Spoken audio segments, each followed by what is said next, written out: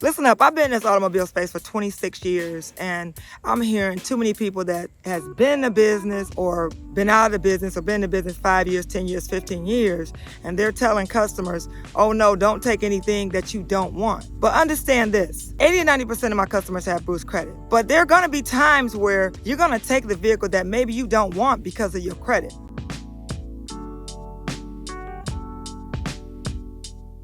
You've searched 4 or 5 different dealerships and you know that you have issues with your credit. And sometimes we have to do some things that we don't want to do. And that means buying the car that you really don't want. I remember when I bought my first house, I wanted to get that $300,000 house or that $150,000 house, but I wanted to get the house that I wanted, but I could not. I had to start with a $70,000 house that I really wasn't happy with, but I could live in, get my first house, establish my credit far as having a mortgage, and then move on to my next house. And that's what I did. But I guess I'm tired of seeing these videos over social media telling you or telling customers, don't get that car that you don't want. But listen, if you pay your bills on time, you get your finances together. Let me just say this, I've had my ups and downs in my life. But how do you get your life together? How do you get to that next level if you have problems with your credit? I guess the bottom line on this video, what I'm saying,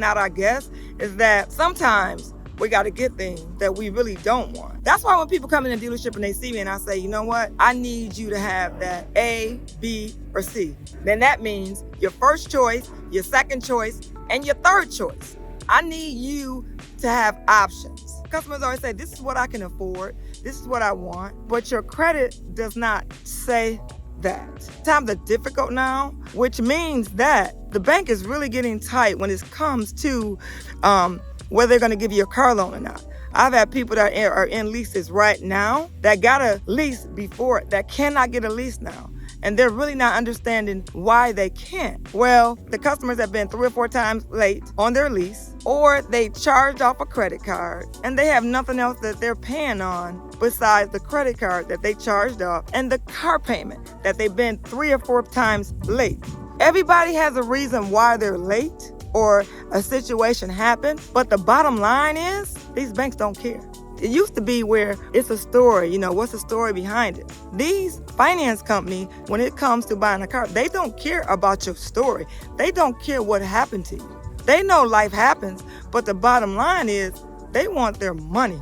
If you're not making your car payment on the due date and you use the grace period and you make a promise to pay after the grace period and then you don't keep that promise to pay, that is reflected in the computer by your name when you call and your information picks up. So know that if you make a promise to pay and you're late on your car payment, it's already in the computer.